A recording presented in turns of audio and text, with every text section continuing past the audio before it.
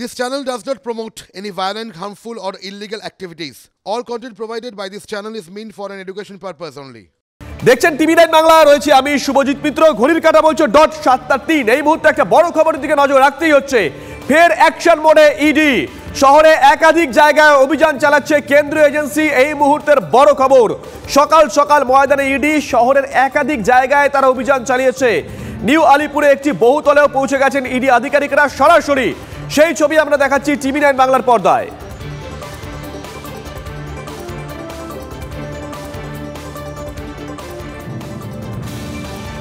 সুজয় পাল আমাদের সঙ্গে রয়েছেন, আমাদের সহকর্মী। সুজয়, প্রাথমিকভাবে কি জানা যাচ্ছে?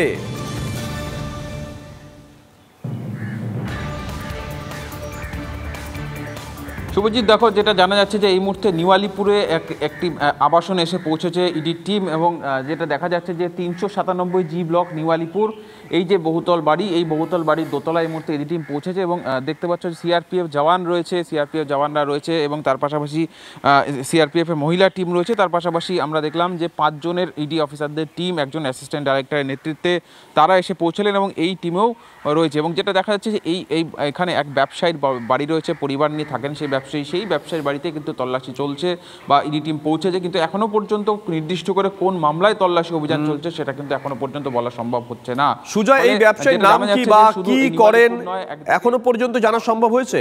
বহুতল আবাসন, সেখানে পৌঁছে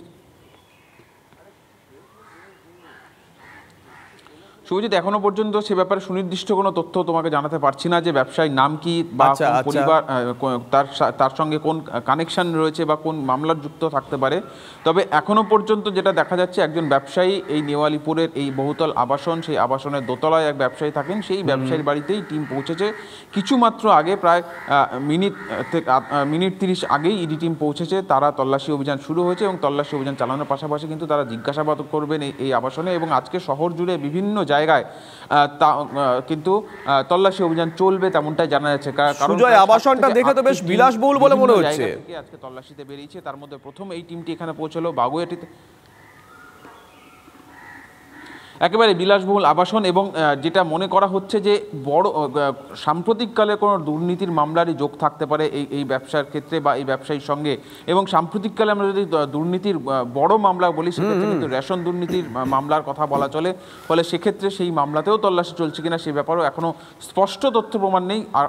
আমরা কিন্তু আর কিছু সময়ের মধ্যেই সে ব্যাপারেও স্পষ্ট তথ্য প্রমাণ জানাতে পারবো যে কোন মামলায় তল্লাশি চলছে। কিন্তু এই ব্যবসায়ীর সঙ্গে দুর্নীতির যোগ রয়েছে বলেই বা আর্থিক লেনদেন খুঁজে পেয়েছেন তদন্তকারীরা। সেই আর্থিক লেনদেনের সূত্র ধরেই সেই ব্যবসায়ী বাড়িতে পৌঁছেছে। একদম 7 সকালেই কিন্তু ইডি টিম পৌঁছেছে তল্লাশি অভিযান চালানোর জন্য। শুভজিৎ, নজর থাকবে সুজয়। এদিকে বসিরহাট আদালত চত্বরে টান নাটক। জামিন পাওয়ার কিছুক্ষণের মধ্যে ফের গ্রেপ্তার উত্তম বিকাশ। শনিবার গ্রেপ্তার, সোমবার জামিন। গ্রেপ্তার হওয়া দুদিনের মধ্যেই তৃণমূলের উত্তম সর্দার এবং বিজেপির বিকাশ সিংকে জামিন দেয় বসিরহাট আদালত। জামিনের কিছুক্ষণের মধ্যে ফের পুলিশের জালে 2 নেতা। কার্যত গাড়ি থেকে জোর করে বিকাশকে নামিয়ে গ্রেপ্তার করে পুলিশ। বসিরহাট আদালত চত্বরে বিজেপি কর্মী সমর্থকদের সঙ্গে পুলিশের তুমুল ধস্তাধস্তি হয়। কোর্ট চত্বরে কান্নায় ভেঙে পড়ে বিকাশের পরিবার।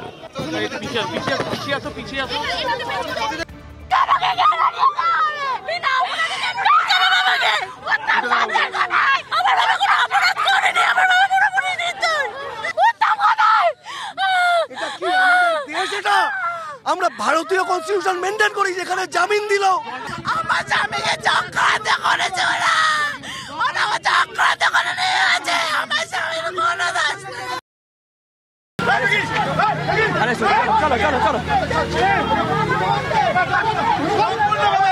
কেন্দ্রীয় বাহিনীর জওয়ান এবং বিকাশ সিংকে ফের গ্রেপ্তার করা হলো। বারুইপুর পুলিশের নেতৃত্বে বিকাশ সিংকে গ্রেপ্তার করা হচ্ছে।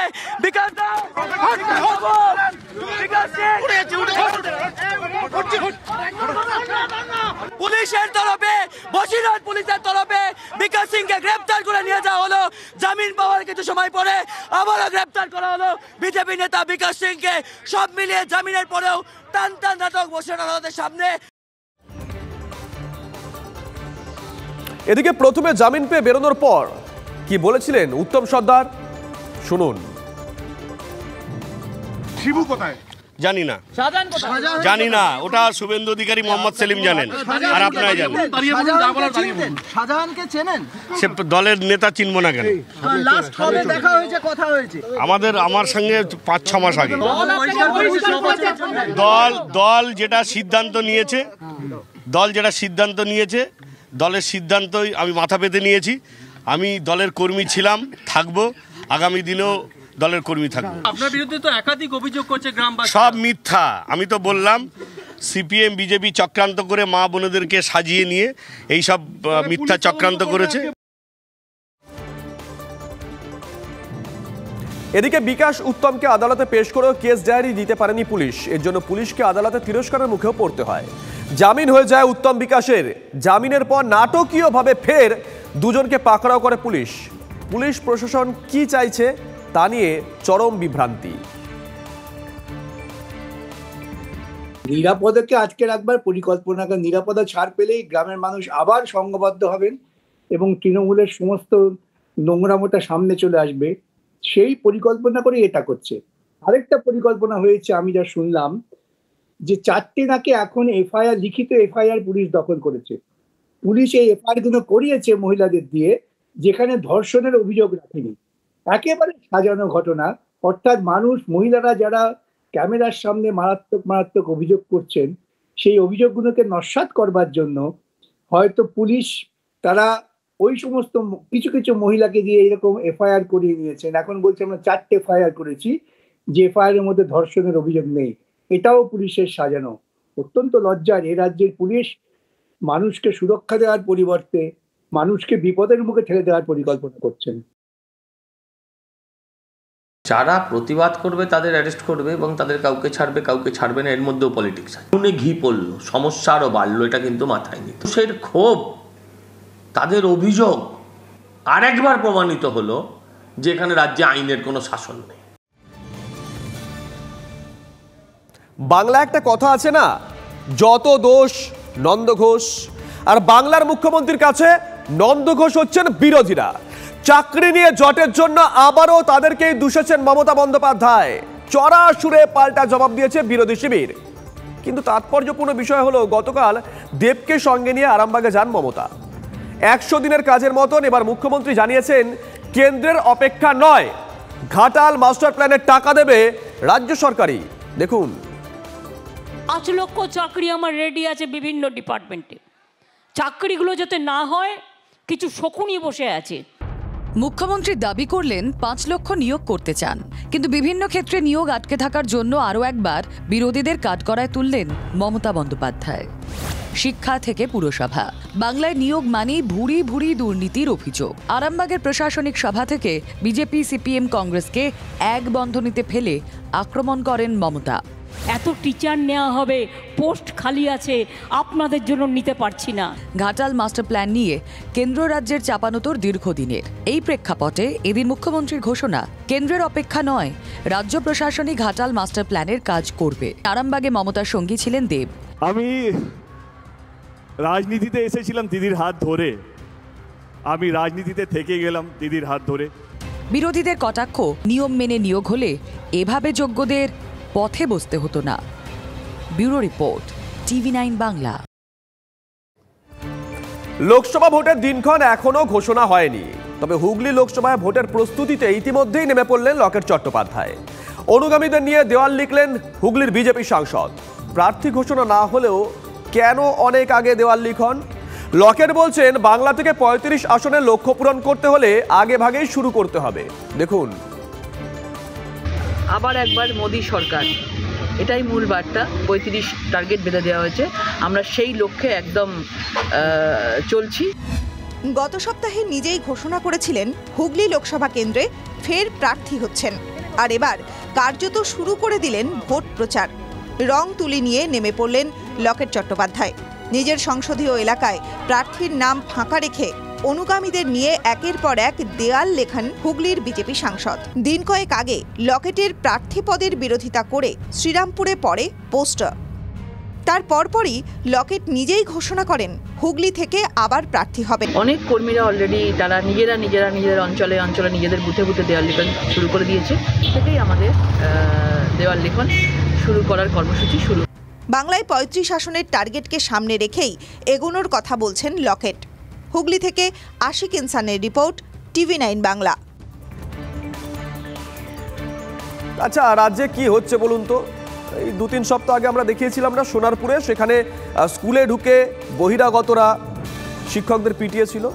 আরেকটা ছবি দেখুন, সময় পেরিয়ে গেছে, তারপরেও পরীক্ষা দেওয়ার আবদার হেতমপুর কৃষ্ণচন্দ্র কলেজে, আর আবদার না মানায় অধ্যাপকদের তালাবন্দি করার অভিযোগ কাঠগড়ায় তৃণমূল ছাত্র পরিষদ। দেখুন,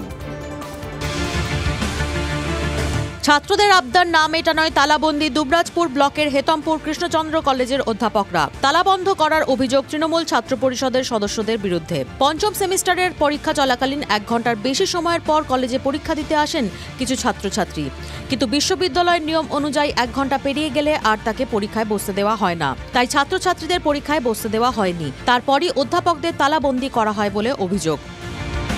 আমরা শিক্ষকরা এই মুহূর্তে সব মিলিয়ে তো 22-এর বেশি আটকে রয়েছে, প্রিন্সিপাল স্যার আটকে রয়েছে। এরা নিজেরা প্রপারলি এক্সামিনেশন দিতে চায় না, বা যদি কেউ নিজেরা প্রপারলি এক্সামিনেশন দিতে না চায়, তার যা ফল তাই হবে। ঠিকমতো পরীক্ষা না হলে ঠিকমতো পড়াশোনা হবে না। যারা পরীক্ষা দিতে পারেনি তাদের ফের পরীক্ষা নেওয়ার দাবি তৃণমূল ছাত্র পরিষদের সদস্যদের। ঘটনায় নিরাপত্তাহীনতায় ভুগছেন কলেজের অধ্যাপকরা। বীরভূম থেকে হিমাদ্রি মণ্ডলের রিপোর্ট, TV9 বাংলা।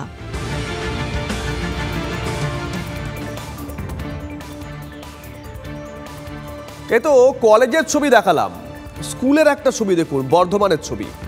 মেরে কেটে 65 জন শিশু হবে, তাদের জন্য শৌচাগার তৈরি হলেও টয়লেট করার সুযোগ পায় না পড়ুয়ারা।